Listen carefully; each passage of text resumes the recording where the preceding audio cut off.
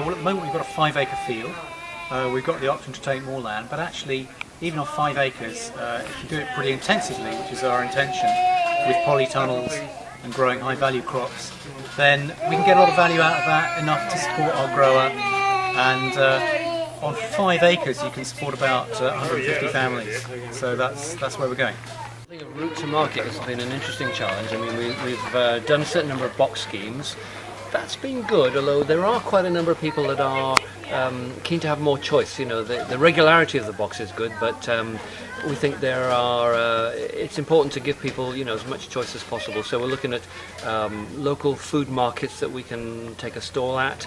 The restaurant trade, I think, has got real potential to grow. In the local area here, we've just been speaking to one of our new board members, is from Cowbridge, and we think that the box scheme can really work well as locally as possible, because in effect we are the market garden, in that sense of the market garden being very close to the town where the food's consumed. We're the market garden for Cowbridge, and love the idea of selling as locally as possible, because obviously that makes sense cost-wise, environmental-wise, freshness-wise, and I guess, you know, developing the brand, developing its reputation in Cardiff, getting people to realise that actually buying local food isn't just something for an elite few, you know, but it's something that is really good on every level, tastes great, doesn't cost a lot, good for the environment, good for the local economy. It's a win-win-win-win thing. We're really excited about what the next 12 months holds for Riverside Market Garden. There's a lot of things in the pipeline, a lot of partnerships that we're potentially striking up, and of course there's potential expansion into the rest of the field. We're currently using about half of the acreage that we've got, and hoping to get to full coverage of the field. So we're currently digging our second polytunnel, which is 75 foot long.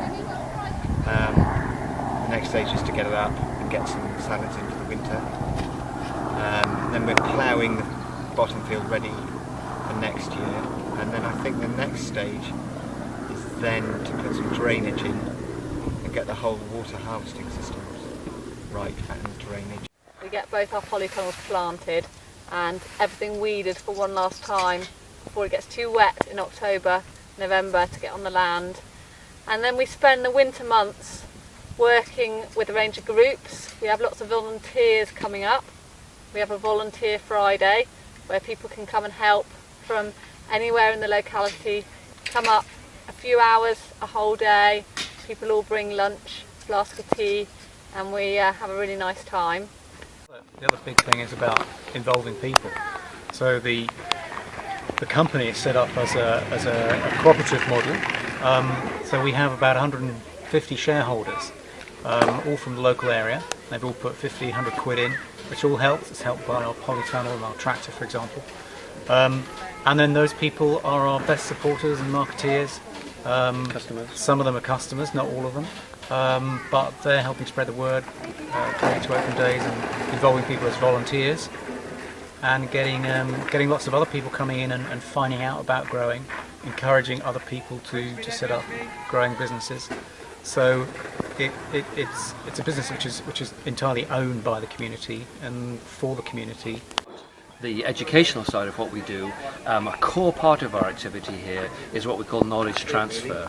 We've had some funding from Welsh Government to support that, and we really do intend to be a place where people can come and learn how to grow on a small scale, learn particularly how to make it work economically. You know, we want to be a viable, small-scale, organic horticulture enterprise, because that means then we are sustainable. We won't be grant dependent, we'd be part of the local economy, and we're going to be inviting more and more groups to come here to Coed Hills, where we're located, which is a great place for groups to come, and you know, hopefully we'll be a sort of catalyst for more and more food to be grown in Wales in the future, which is